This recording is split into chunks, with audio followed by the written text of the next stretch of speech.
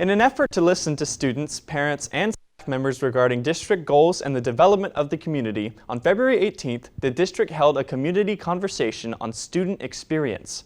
Attendees, organized into small discussion groups, did a gallery walk to discuss the input from other groups and engage in dialogue. The community conversation on student experience events are open to all students, parents, staff, and community members.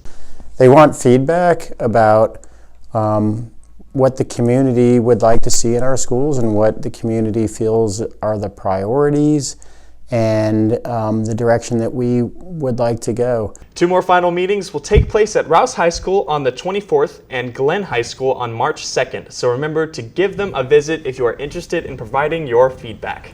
Hey there, Evan Vines here. If you liked what you saw, make sure to hit that like button. And if you enjoy all things CPHS, hit subscribe. Have a great day or not, the choice is yours.